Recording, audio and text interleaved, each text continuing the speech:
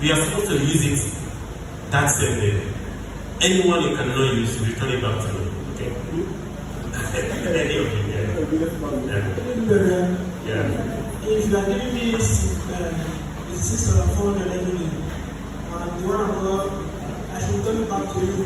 Yes. First of all, I will start the small business. Okay. The first money I give you. Right? So, anything that comes in, kind of top up to the one I have and sell. And mind you, I'm not going for markets that do like the store. It's a market that is on ground that when you drop, they buy the next one. So as I give you the next one, you buy another one to replace it. Okay. Alright, so now, so we don't get carried away with these business ideas. Okay? And I can see that people are really getting into the business. Let me tell you something. This magic number, 86,400, is the number of seconds each human being on Earth gets every day. How do we get to worship first? So, tap again. Tap again. Can I give that person the yellow card?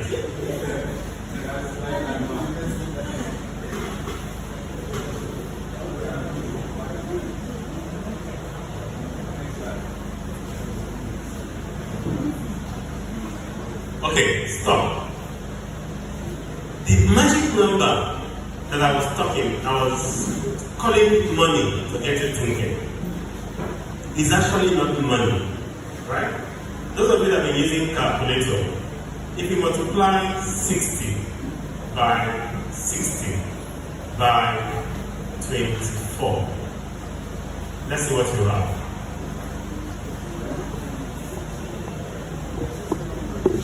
86,400, right? So, this magic number we started with, 86,400, is exactly the number of seconds each person in this world gets, each human being in this world gets, irrespective of social status, race, tribe, or religion. Everyone gets 86,400 seconds. What they do with those seconds is completely up to them. Am I communicating here? And of course, that's why I asked you the second question. It also means that anyone they cannot use, right? They can't save it. You can't save time. Right? So, what they do with that 6,400 is completely up to them. Now, let's define time. I won't bother explaining. I'll just give you the grammar, the way I found it. And later on, we'll try to say, what does this really mean? Let's define time. Wikipedia says time is the continued sequence of existence of an event that occurs in an apparently irreversible. When you say irreversible, you can't take it back, right? Succession, it means from one point, continue to move. You move from past through the present that is already past. Today is today. We are looking forward to tomorrow. It's confusing because tomorrow becomes today, and today becomes yesterday, and it continues to go. Are we following? That's time. So, defining time can give you headache, because if you're wondering, where will you stand? Why are you defining time? Because as I'm defining the time, even the time is going. Right? Now, the Webster Dictionary says it's the measured or measurable period during which an action, process, or condition exists or continues. Non-spatial continues that measure the extent of events which succeed one another from the past to the present to the future. Again, you see that we keep saying past, present, future because that's how time evolves, right? Then you see it's also a change or interval over which change happens because you have someone who is a little baby today. After a while, the person becomes a man because time has passed. That massive change has happened. And in physics, they will tell you simply the distance divided by the average speed of travel. You know? So if you say that you want to start walking, somebody can have a sense. If you walk briskly for 10 minutes, somebody can imagine the distance you could have covered. So maybe you can have an idea of time when you start thinking of distance and you start thinking of what? Speed. That one is easier to think of, especially those of us that of art physics in secondary school. Then, what is the implication of what I just told you? Let's take it one after the other. The implication of this definition. One is that what you are and what you become depends on how you use your time. Okay? The billionaire and the beggar both have the same 24 hours a day. There are only few things in life, you know, there are only few commodities on earth that have been given equally to all human beings. It's not talent, it's not money, it's not even sense, right? Okay, so people have no sense of money. But they can argue that everyone gets what? 24 hours in a day. Are we following? There are few things on earth that have been given equally to all human beings. Time one of them. You can never stop time. You can't slow down time. You can't speed up time. Whatever you do, time will continue to pass. The clock, tick-tock, will continue to, irrespective of what you are doing with it. Are we following? Time, you know, in physics, the same matter cannot be created or destroyed. Time cannot be created. And time can be destroyed, right? But just like money, time can be stolen, time can be abused, time can be squandered, time can be wasted. You know, you can actually waste your time. You know, somebody can actually waste your time, and at the end of the day, you're like, what exactly did I do with my 1 hour? Arguing over something that's irrelevant. You know. You can get into you can squander your time, you can abuse your time. You know, you can get into social media. Alright. There are things people do. I just consider a waste of time, right? But I'm sure it's okay for them. Maybe consider what I do also waste of time. However, why this can be subjective, depending on what you're looking at it. And nobody see there are common rules of life. There are things that was why you have law. There are things you will do. You know, an average person will consider it easily. Right? So, if you are doing something that, if you call 10 people and they were like, why are you involved in this? Very likely you're what? Wasting your time. Are we following? We normally will say that time is money. Sometimes it's correct, sometimes it's not correct, right? Because there are people that don't even do anything with their time. So when I tell you time is money, if you give them that time, what would they do with it? Right? But maybe when I'm on a clock, when I'm earning my wages, when I study, and that's how it happens most times abroad, right? You go in, you clock in, and you work, the amount of hours you work will depend on how much you're going to be paid. In that case, those people can legitimately say what?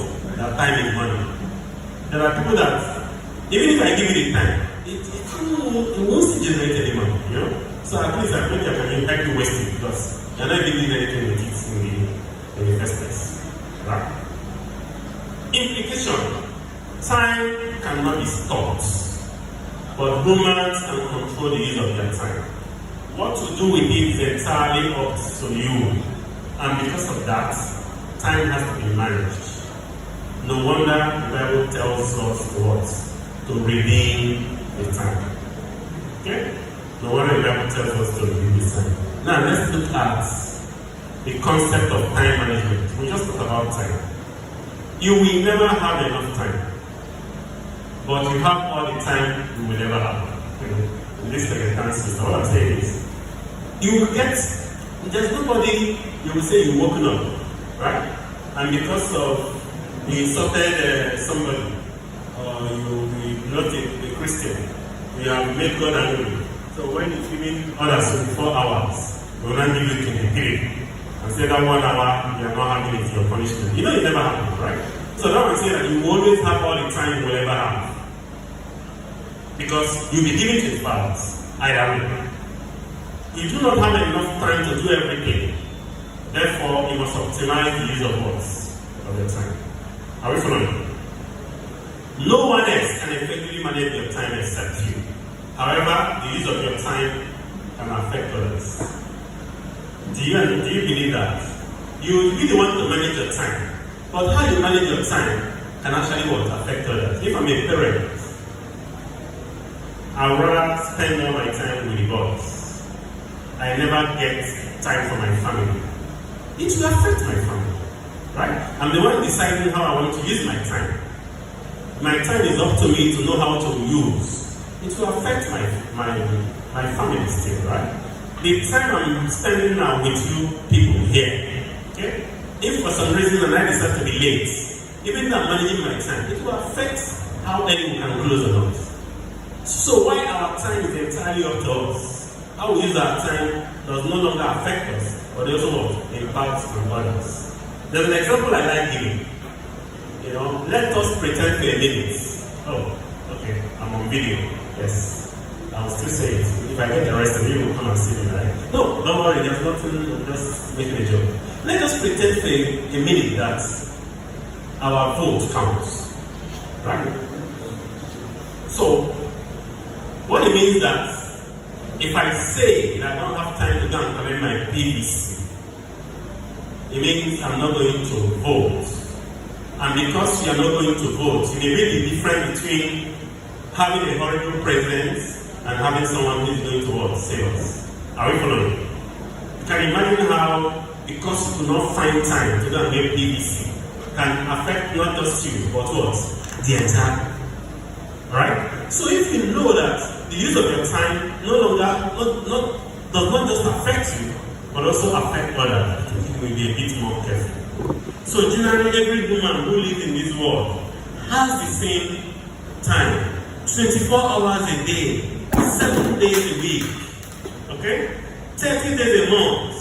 In some cases, 28, 29, in some cases, 31. 365 days a year, in some cases, 366. The only difference is what people do with what? Their time. How they manage their time is the only differentiator. Are we following that? Are we following? Okay, now, having said that, then, let's quickly discuss the concept of time management. And like I said, I won't bother about the grammar. Right? You guys will worry about it. Sorry, I'm talking about the concept of time management. Continue, sorry. So, when we talk about time management, you can't really, in the absolute sense of it, you cannot manage time, right? You know what I mean? You cannot manage time. I can have money. So let me see how to manage money, instead of breakfast, lunch, and dinner. Let me just do breakfast, then do dinner, and so that I'll save the lunch money tomorrow. You can't do that all the time, right? Do you understand? So when we say manage, it's not the manage itself, right? Because eventually, in absolute sense of it, we do not manage time. The clock will continue to work. See, we can only manage what? Ourselves. What we do with the time is what we can manage. We cannot manage how the time goes, right? So therefore, time management is essentially self-management. Or essentially what? Life management. So when we talk of time management, that's what we are referring to. What does the Bible say about time? One of our texts, Ecclesiastes 3:1-8, one of the interesting readings of the Bible. I love that passage, right? It says there's a season and a time for every purpose under heaven. If you read Ecclesiastes 3:1-8, you see that they tell you a time to sow, a time to reap, and all of that. So that means if you want to reap, then you should sow. If you don't sow, you want to reap, then you eat it. Right? So exactly what this passage is talking about, if you bother to read, Ephesians 5:15-16, that is our text. It then says, See then that you walk circumspectly, not as fools or as wise, redeeming the time because the days are evil. Basically, what he's saying here is optimizing, making the best use of the available time. So the question we now ask ourselves, maybe every now and then, what I'm doing right now, is that the best use of what? My time. Right? Colossians 4:5 says, walk in wisdom towards those who are outside, redeeming the time. Psalm 92:12 says, teach us to number our days, that we may gain a heart of wisdom. Number our days, knowing that, number our days. I don't know how many days I have. Supposing I've been given a particular number. If I have used part of it, it means that if I do subtraction, then it's only so much that is what? Remaining. If you number it, you know that each day counts, each day happens. So how much time do you have? How much time do you make? How do you then make best use of it, right? That's why the Bible will tell you that you have to serve God in the days of your youth, because a time will come when you can no longer do certain things. Right? And it says, seek ye the Lord while it is day, because the night will come when you can no longer. So time is there. No wonder the psalmist says we should what? Number our days. Philosophy of time management. Philosophy is simply talking about when you do a rational investigation, rational study of time management, asking the right questions and optimizing time. We have what we call revolutions. Okay, we have the digital, we call it the fourth industrial revolution, which is the advent of technology, right? But the life was not always like that, right? There was a time when it was all about the element, hunting and farming and doing certain things. Everything depended on their sheer strengths, right? A time came when we call the Industrial Revolution, when machines were invented to make work easier, right? Where you have things like tractors being invented for the first time and make tilling of ground easier. What happened between the 1950 and 1960. So the focus then was on what? On efficiency. How can we do much in less time? Are we following? So then time management then was all about how can I do more? How can I do more? We call that one-dimensional. Getting more done through the use of what? Tools and technology. So in less time, you do more. Are we following? We said one-dimensional. If you remember your maths, this is like one-dimensional. This is two-dimensional. This is three-dimensional. Almost like this thing now, this is 1, this is 2, this is 3. So if I talk about three-dimensional, I'm considering the height of this. When I think of two-dimensional, I'm just considering the surface, right? Maybe I can go to one-dimensional, I'm considering all of it with the passage of time, right? So sorry, it's not a math class, I just wanted to say that. So if the only thing I'm considering is, what can I do in how much time? You consider one-dimensional. Just basically, what can I do? How can I do so much in time? Then the late 80s shifted the focus. It's not just about how much can I do in what time. It becomes also, but what I'm doing is even important in the first place. Are you following? There's an English expression that says, barking the wrong tree. Somebody gave you money to go and cultivate their farm. And you go to someone else's farm and spend the entire day, sweating. You have done so much in time, but that thing you've done is not useful to anybody. Right? So the fact that you did it does not mean anything. I remember when I was doing NYSC, if you remember your dimension of work, it's called force and distance moved in the direction of force. So if I'm pushing this, because I'm applying force, it's moving. I've done some work. My boss will tell me, what do you have if you're pushing the wall? So you're pushing the wall and you're sweating. The wall has not moved. He said, you have done no work, right? Some of you that are science mind, you claim, they say maybe the electrons are vibrating. That makes no sense to anybody. Right? So, getting more done does not, it's just one-dimensional way of looking at time. The two-dimensional way is saying that thing you are getting done is it really what? Important. Are we following? And if you ever read, I say that all the time, 7 Habits of Highly Effective People. I think every young person should read it. It's a book by a man called Stephen Covey. One of the first books I read, even though we were forced to read it when I started working, 7 Habits of Highly Effective People. There was something Stephen Covey did. He talked about urgency and he talked about importance. Alright? So at the end of the day, he will tell you there are 4 quadrants. Urgent and important, urgent not important, important not urgent, not important.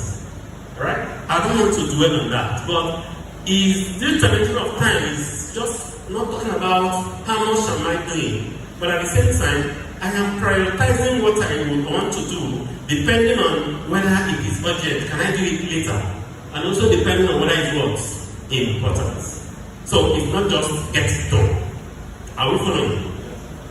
Now, prioritization doesn't create more time, but it kind of rearranges the order of tasks. Things to do faster, things faster, or do more of the important things, even if you are slower, right? Like I said, I don't want to explain too much. We are young people there. Anyone that is not clear, Google it, like we say. Further evolution resulted in what they then say 3-dimensional thinking, right? The same thing, focusing on urgency, focusing on importance, and focusing on what we call significance, right? Significance is slightly different from importance. Importance is that how much it matters. Significance is how long it's going to what? It's going to matter, right? Some people will tell you, we'll make use of that expression, will these things eventually have matter in heaven, right? We say that all the time. Even though it's important here, but how long is it going to be important? That's when we talk about significance. So that is another way of further expanding the use of your time. Okay? And then, so this 3-dimensional thinking will force us to ask a number of questions. What can I do today that can make tomorrow better? What can I do right now that can make the future better? What can we possibly eliminate to save time? There are things that are not necessary, really. What can we automate as we no longer dependent on us? Can we use technology to get things done? So I won't answer those questions, I listed them there, but I'm basically saying that people continue to think. That's why I call it philosophy. People continue to think how best they can manage time.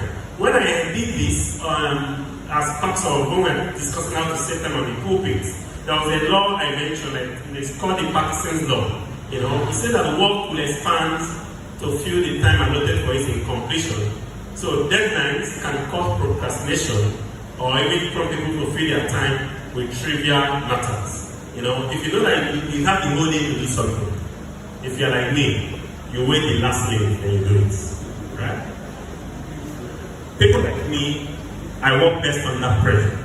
In fact, I always do miracle when I know that I have 30 minutes to get it done. I get it done. If you tell me now, no, Minister, please, don't listen.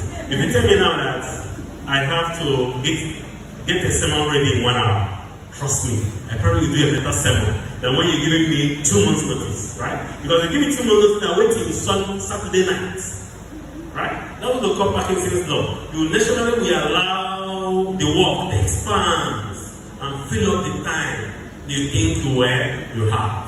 And that is also what we call, let me not use a bad word, right? Almost like in my secondary school there, the spiritual will say that you are malinga. I don't even know the meaning, but whatever it is that you are just walking about doing nothing, right? So the implication of this is that we don't really need all the time we think we need to get things done, right? The alternative for us though, we keep pushing and it work with force, expanding. Time management techniques. I spent time. I started with the 86400 magic number because I want us to think, right? And we've come to understand that everybody has the same 24 hours. The difference between people is not the time they have. The difference is usually what they do with that time.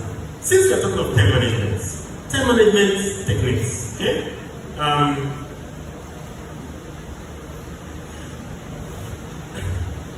I started by, because I didn't have enough time, we normally don't have enough time, I didn't want to go into that Stephen Covey urgent and important, but I would like to read that book if you can, right?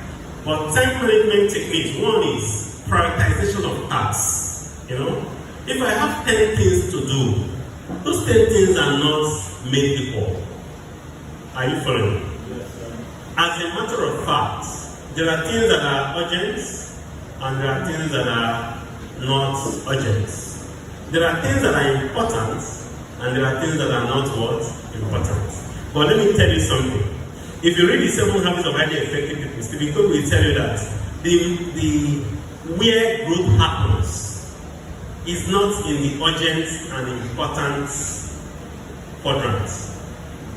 As a matter of fact, how better your life will become is in the quadrant that talks about important but not what? Urgent. Are you trying to understand what I'm saying? There are people, every day they are reading, getting themselves better. They're not writing exams. Whether they read it or read it later may not be an issue.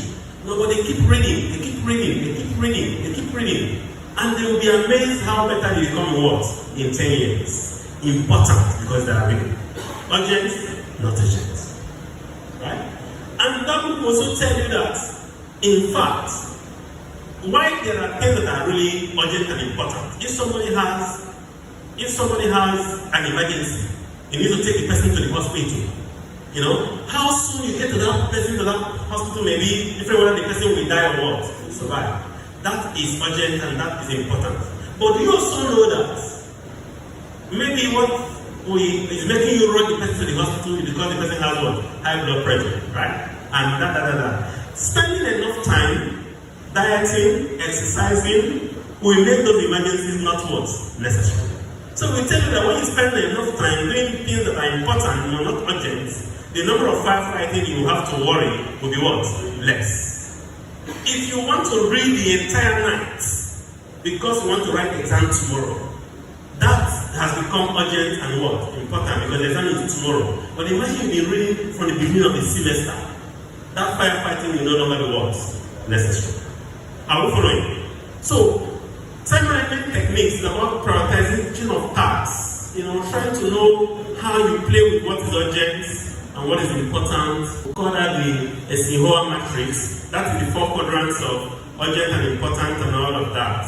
There's also what we call the ABCDE.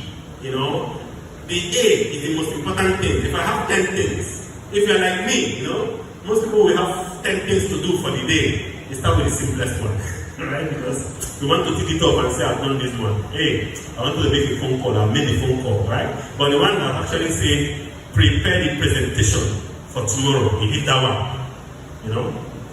So, since if you look at A, B, C, D, A will be your most important task, B is also the next in importance. C will be the nice to have done, D will be the ones you don't really need to do, the ones you can what? Delegate. E, the ones you can completely what? Eliminate. So you're basically saying, prioritize the things you need to do for the day. When I started consulting, we need to call it monkey, We say, you're taking a monkey because your boss doesn't want to do that. The boss thinks that that's a waste of his time, so he will delegate it to you, And you also come to realize that there are things I make my kids do, they enjoy it. But if I do it myself,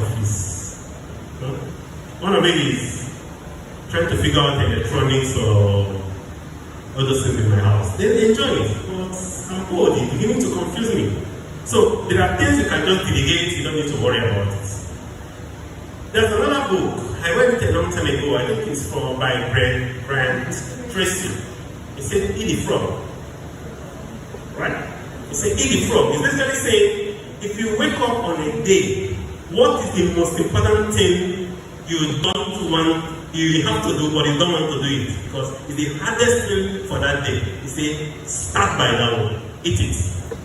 Get it done. Most of us, we push that to the last. But Brian Tracy said, eat that frog now. Eating the frog is about avoiding procrastination. The important things that need to be done must be done what? immediately. So prioritization of tasks is one way of managing what? Time. Another way of managing the time, I try to do that sometimes, structuring the tasks at intervals. You may say, okay, see, I'm going to put in 1 hour, non-interrupted 1 hour, right? After that, I can then go and have breakfast. You know, if I start by having breakfast, after that, so let me relax a little, right? But because especially if you like food, you say that what is stopping you from your breakfast is that you have to do what? The first 1 hour first. So they call that the Pomodoro technique, you know, even though they recommend 25 minutes interval. They say, think of uninterrupted 25 minutes, then take 5 minutes break. Come back, uninterrupted 25 minutes, take 5 minutes break. You know, that allows you to have concentration, and then you prevent burnout and all of that. But this is work, so hold your thoughts a little, we'll come back. There's also what we call time blocking, you know. I do that a lot, especially because of what the kind of work I do. I naturally, even when I don't want to do that, my calendars are actually scheduled, all the things I have to do for the day, right? But imagine where you don't necessarily need those kind of meetings on your own. You go and create your calendar to say 1 to 2 p.m. every day is study time, right? Time blocking, allocating specific time slot in your calendar for tasks and activities so that you know what needs to be done when and where. And because there's you feel better generally when you say, okay, I have these 10 things today, I have done all the 10.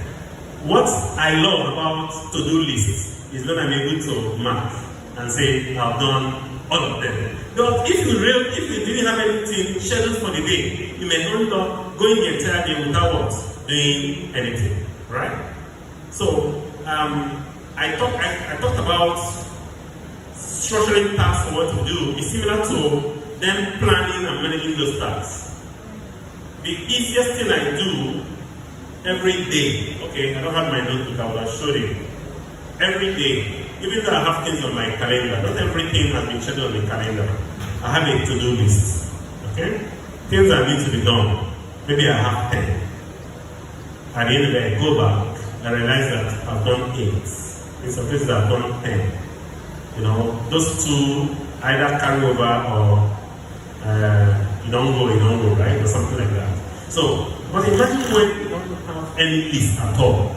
It means that for that day, you've not bothered to force yourself to do anything because you've not created something. I also heard that there's a to-do list, but I've never done that before, right?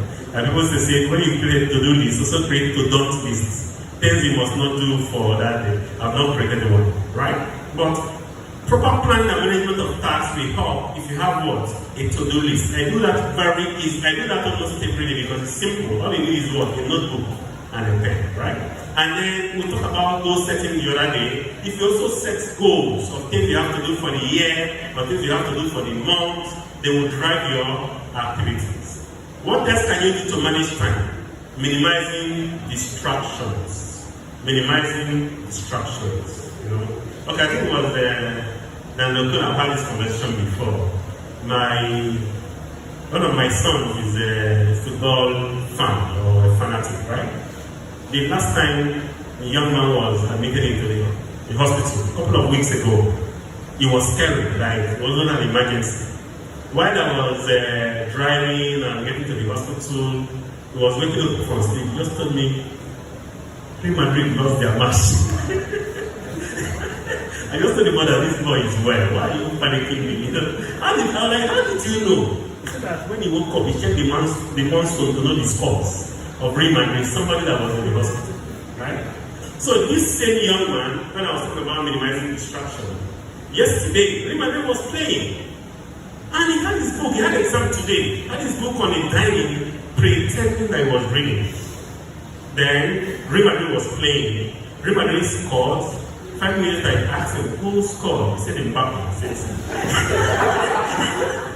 Mbappe. So how did you know? If you are reading your books, and it's fine. Right? So now, if you want to get something done, you know, you know that you are a phone addict, but what needs to be done? What makes sense that you throw your phone away? Most of you don't even have an emergency like that. Somebody says, what of emergency? How many emergencies have you had? That, they are looking for somebody, you're the one that will save the world.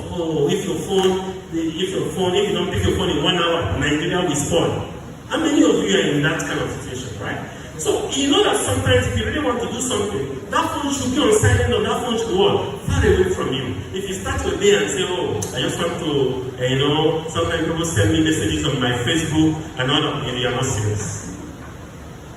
Right? So if you know, in fact, if you love food like that, right, you should not be walking around your kitchen.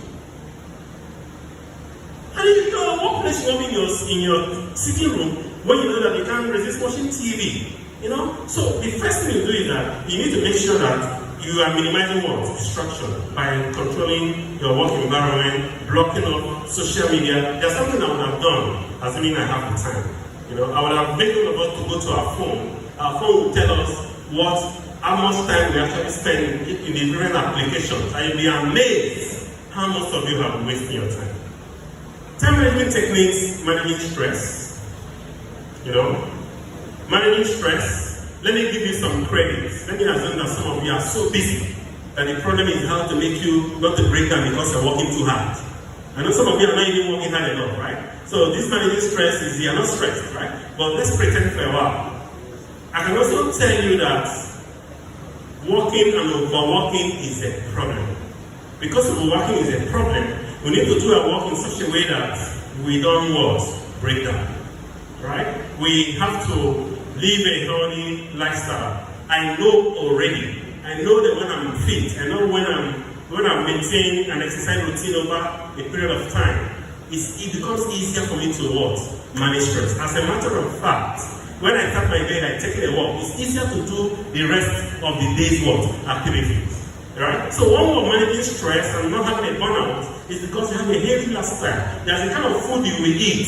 You know that you sleep that you're going to sleep that particular day. Scheduling breaks is not allowed, and the only thing you do is to continue to work. You should have breaks, and of course, rewarding your friends. I was telling somebody that if you know that you love food, you can build your most important activities to say, I must finish this before I have breakfast. I must finish before I have lunch. That food becomes your reward, and becomes a motivation for you to get those things done. And of course, learning to say no. In this part of the world, we normally think that no means that you are a bad person. And it took me a while to understand that I have to say no. There is no point taking on things we know you cannot do. In fact, you are being respectful when I say no, I cannot do it today. Maybe tomorrow. Or in some cases, I cannot do it at all. Because there's actually how much one person can do. Alright. Now, because there are many aspects of this topic, I get worried whether you'll be able to connect all of them together, right? But hopefully I can connect them at the end of the day. We're not saying balancing work, family, and faith. I made a joke with some of you, right? That you don't have family to worry about.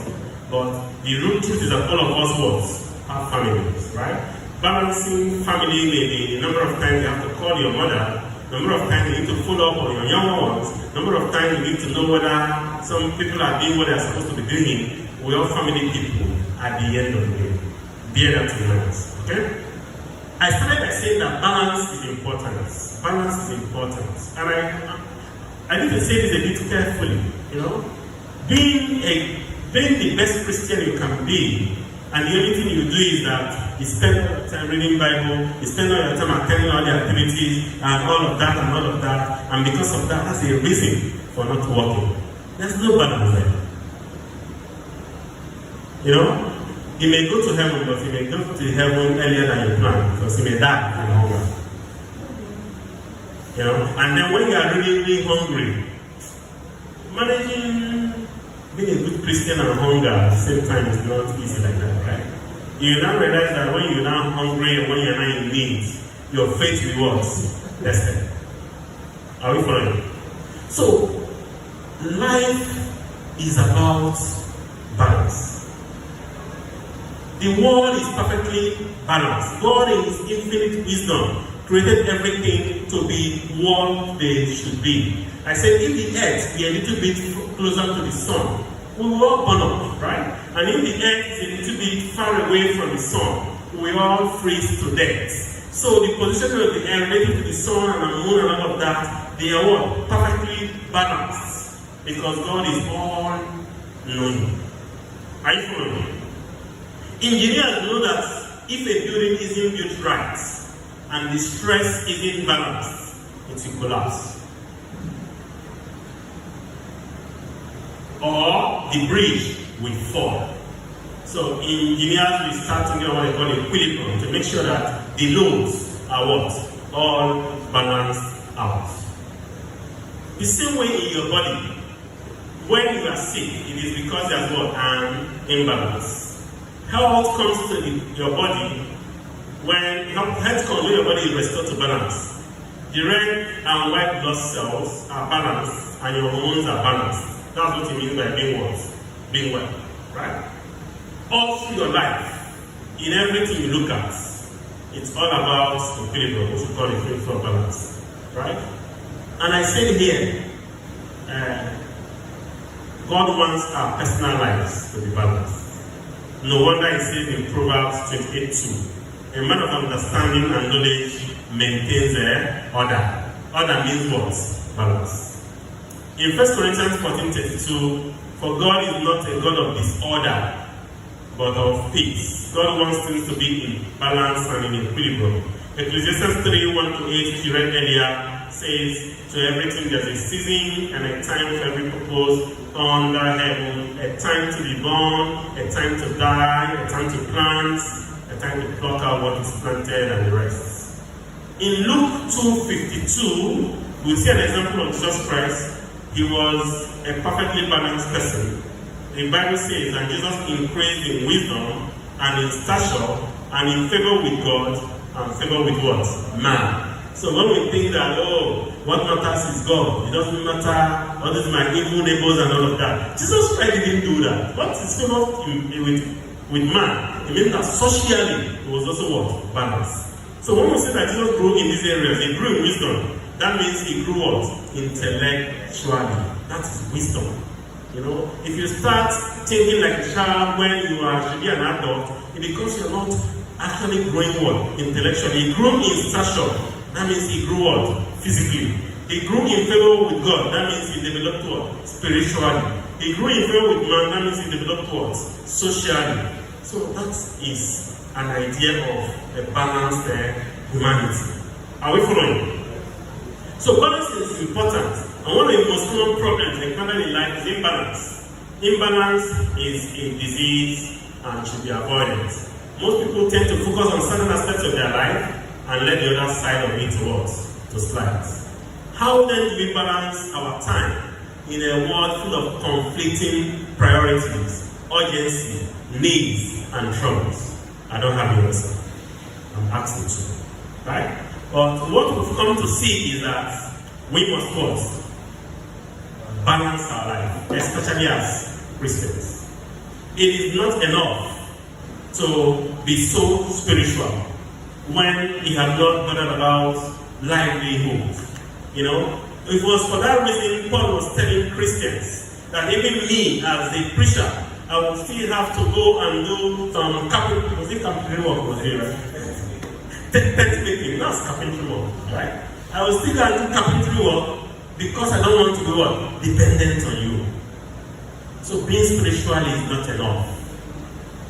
Are you also spending time working hard? I'm talking about balancing family and all of that. You know, why I say that all of us we balance family, but it becomes even more critical when you have your own family. You know? I struggle. Thanks to working from home and make me available. But the first years of my life, I struggle being there for my family because in the morning, early in the morning, I'm on my way to work, late in the night, I'm back. increasingly, I try to ask myself, what will I do? I do school run. I started that like 3 years ago. I realized that if I have to drive my kids to school, even if I'm going to work, I drove them to school before going. In that journey to school, we have conversation. In that journey to school, we do morning fellowship. In that journey to school, I know about their problems. And I do homework. So by default, I'm the person doing homework. Because I'm going to do homework, there will be a conversation. I know that if you even know what you're doing. These two things somehow help me with what? With my kids. You know? With my wife most times, because she has a business, I help her in balancing her books. You know, even though she doesn't want it sometimes. Because I'll be asking a lot of questions. See, so it becomes difficult to ask yourself, how do you balance these things out? But it is not a mistake. And the Bible will say that a man who cannot take care of his family is worse than a failure. And yeah, money is there, but somehow we have to, right? It's not a mistake, so that you say if you want to be a bishop, you must have an business that you want. You run your home very well. Okay, Bishop Robina is not here anymore, we missed him. He's the one who normally talks of movies, right? But I remember God's Father movie those days because I love the movie. I remember when John Corleone passed somebody and brother said, are you taking care of your family? And the person will say yes. He said, a real man should take care of his family. You know, he said that like 2 or 3 times in the movie. And this is a mafia, right? But I realized that if you want to be called a man, you should pay attention to your family. So it's not enough to say, after all, I'm the one footing the bills in today's world. And it can never be enough. I don't want to make it a Bible lesson, you know. I just want to make it strike a bit of a balance. But we cannot forget things around Matthew 6:33, right? Seek ye first the kingdom of God and His righteousness, and all these things will be added unto you. So I cannot say because I am hustling and trying to do whatever it is, then I should not prioritize the things of God. But spending, if the only thing I do are then the things of God, and without doing the mission, I'm also on this life, you know, there's also what? A problem. But what to talk about here is that there's what? A need for a balance. See what I mean? Am I here now? Guys, am I here? Okay. Many theories, but no one size fits all. Many theories. But no one size fits all, right? So first of all, I use the word many theories. They make sense. They make sense because I've always kind of known about what they call the 8 plus 8 plus 8, and I will explain it to you. But I say it's not a one size fits all. It's not going to be 8 like that, but it's a way of being consciously trying to manage a kind of what? A balance. Am I communicating? A popular time management formula is the 8 plus 8 plus 8 rule. We simply divide 24 hours into 3 equal blocks. Say 8 hours for work. You know, because we normally say 9 to 5 and all of that. But we know work takes more than 8 hours. 8 hours for work, 8 hours for personal time, 8 hours for sleep. I don't know if I ever slept for 8 hours before. Right?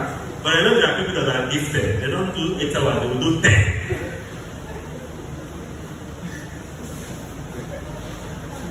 Right? So, but let's not debate about that. I don't want to make ID angry again, right? I remember when I was saying that you don't need all the time to sleep, and you give me that look of that's against medical advice. But I can tell you that not everything you read about, if you don't get 7 hours of sleep every day. When you're not a lady, where would this time come from? Right? Would you even be able to sleep if you have these 8 hours, if your mind is not settled, right? But what he's saying here is, you have 24 hours.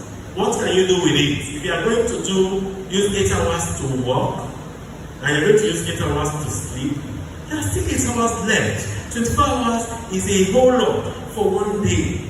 How then do you categorize it to manage all these areas, right? And I want to go, since this my friend is in the hurry, just go to the next slide.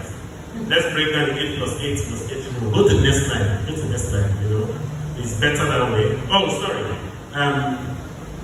No, don't worry. Go back again. I think I mentioned 2 frameworks there. There's also the frameworks of the 4 F's that say that for 24 hours, take out time for family, whatever that is, bonding with family, taking care of family, listening to your kids, listening to your wife, take out time for fitness. It's not necessarily gym, whatever makes you to maintain healthy life. Take out time for balance, for finance. Finance in this place is talking about whatever puts food or what on the table. Takes time for faith. Faith in this case has to do with what? Relationship with God. Irrespective of the framework or the formula we are using, it is all about intentionally scheduling time for relationships, time for well-being, time for personal growth alongside your work, because it's not all about work. So go to the next slide. Let's just say, okay, assuming we are using the 8 plus 8 plus 8 rule, which is easier, right? If you are using the 8 plus 8, go to the next slide. If you are using the 8 plus 8 plus 8 rule, it simply means that 8 hours for work, So that's the focus on your professional duties. 8 hours for sleep. This is making sure you get adequate rest for physical and mental recovery. 8 hours for personal time dedicated to well-being and relationships. Now let's break down that 8 hours of personal time. What is personal time? Personal time talks of 3 F's. Friends, family, and faith. Because it's expected that on every day, you have to pray, you have to relate to God, you have to talk about your family, and take care of your family, speak to your wife, speak to your kids, and you have 8 hours for that, right? And then you talk of 3H, hygiene, health, and hobby, making time for exercise, self-care, and leisure activities. And you talk about 3S, soul, service, and smile, and all of that. But like I said, it is just what? A framework, right? But what it does for you is that it's making you to try to be deliberate in what? Striking a balance, which is very important. You won't tell me that you are spending the entire day praying. What are you praying for? Right? Neither. So, God, that's why I started by telling you that God wants us to live what? A balanced life. And he gave us an example of how Christ developed physically, mentally, socially, and all of that. So I'm sure, he was having a conversation with his neighbors. Even though I wouldn't know what it means to be the neighbor to the Lord, right? But he may also be doing good money by neighbors, like they do in going to America and all of that. Because we are social beings.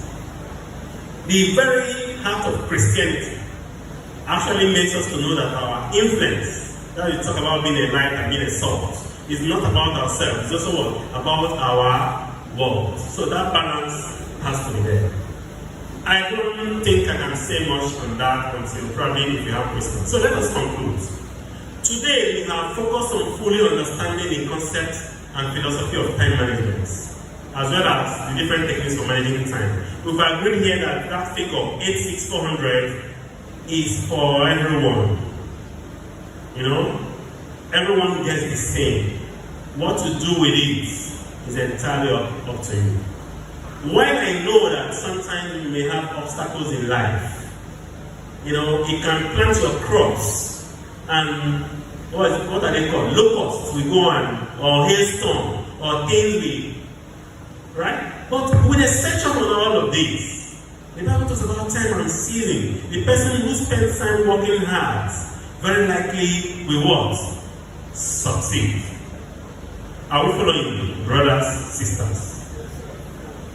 So, and I was listening to one dope comedian one time. He may say that, are you God? He will tell you that when you are 78 years, it's not the best time to be doing school runs. He was basically telling you that a time will come when you reasonably think he's going to get married.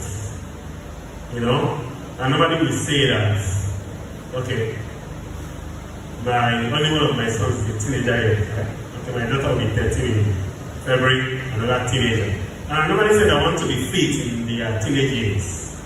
So if I have to run after you, I'll have the age to run, and all of that. So, why it's not all about the calculation, but there are certain things that are okay at certain times. So there are certain things that we want to do at certain times. Because that is the use of time. Time will not be there forever. Are we following? So we have said today that basis that we get every day, it is there for us to use it. And what we do with it is up to us. But what we do with it eventually what affects us. Unfortunately, also affects them. Are we following? So that philosophy is clear. We also emphasize the need to balance our time, and we say that we are balanced beings, physically, mentally, socially, and all of that. And I said, if the only thing you do is go to church without working, hunger may make you not to be a great Christian, because when you are hungry, you may not be angry. If you die poor, you may still make heaven, no problem. But is that how you want to do it? Right? So now, that balance becomes very important. I can't tell you how to do that. But if you are deliberate about the fact that it's not all about work, you need to spend time with your family. It's not about family, you have to work. If you are spending all the time trying to tell your wife that you're a very understanding man and a loving man, and when there's no money, the love goes to be difficult.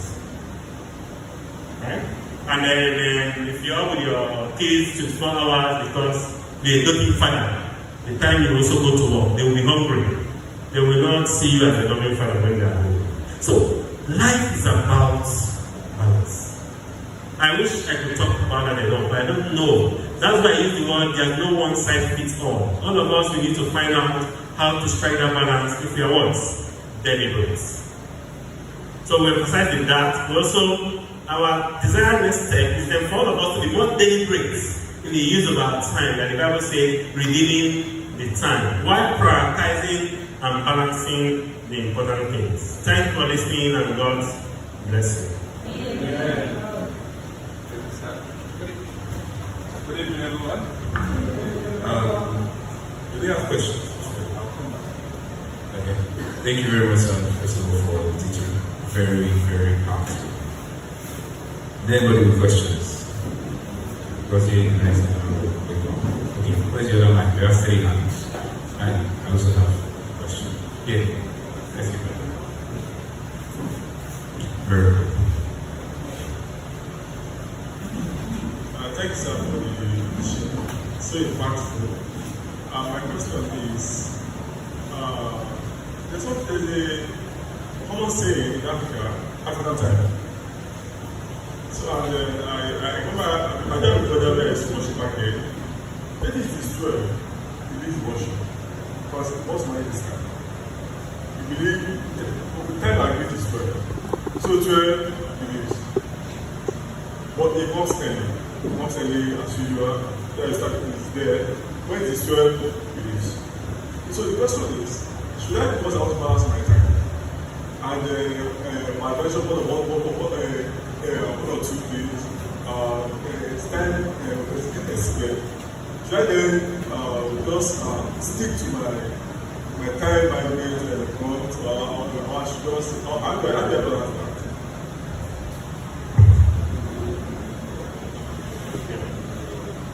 What I would have asked is, the moment it's 12 and the person runs out of worship, that's what they're saying, right? Then what is the person going to do as the person is running out? Right? But what the person, if the statement you want to make is to say, I don't waste my time. Right? The question is, what is he doing with the balance of the time? There are 2 ways to this, I would also want that person, if they go to the hospital, to maybe see a doctor and there's a delay, they walk away and say, you know me, I don't joke with my time, right? I would also want them, when they go to the bank and they need to do some transaction and then they delay, they will abandon the transaction. So the thing is, if the only time we are very disciplined when it comes to things of God is a problem, it's not a question of principle, it's a question of conviction and faith in God. Having said that, the first time I took this lesson is time management in worship. Right? I remember that day, I don't want to mention the brother's name. I finished the lesson and I started there. And the person said, hey, you talk of time management, or you're one of the people that when you go to food with, you waste time. And I'm telling the person, I've changed. You know? The person didn't know what next to say, right? But what I also know is that as much as it depends on me, you know, I want to do, I don't know if I met up with your time today, but that's another topic. I want to do my topics, rather, my teaching, my sermon, whatever I do within time, because I want that to be something all of us in this place obeys.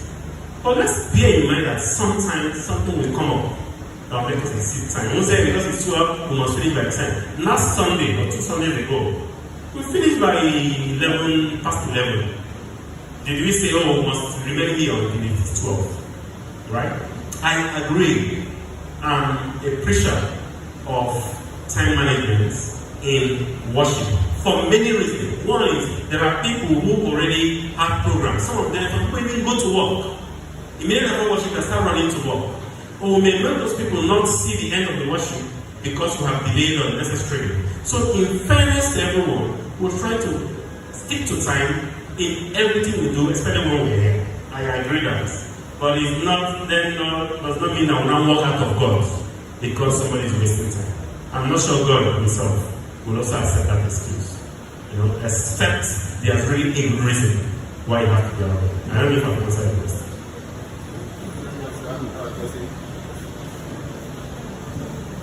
Good evening, sir. Thank you for your teaching. So my question is this. I have two. So the first is, if I have taken advice and I have optimized my time, using my time way in regards to the frameworks I've been shown to do, whereas I do not feel satisfied about anything I'm doing. And every day I'm feeling tired because of the strict timeline, I can't add any hobbies or interests. Because I feel like if I do it to break the entire framework, what would you advise me? Okay, I started by maybe I could have said a disclaimer. I said, there's no one size fits all. What it means, I have one formula, and that formula applies to everyone, right? But what the framework forces you to do is that it makes it to be deliberate to say, it says 8 plus 8 plus 8. It says 8 for the work you're going to do, 8 for sleep, 8 for family, friends, faith. Alright? And if that's okay, I have worked today. Have I rested? Am I sleeping? For those like Andy that believe that we sleep 8 hours, right? And the rest of you that also believe that, at least, let me not overstress myself to the point I will become ill. Let me be deliberate about what? Resting.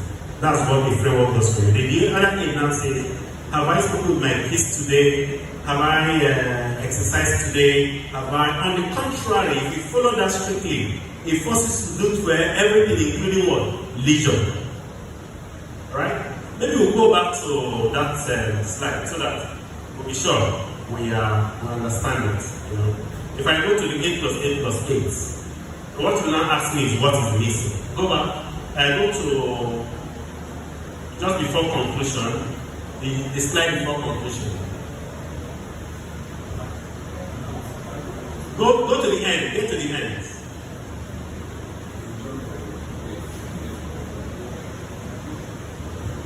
All right. While we wait for the computer play. So the point I'm making is, say, what if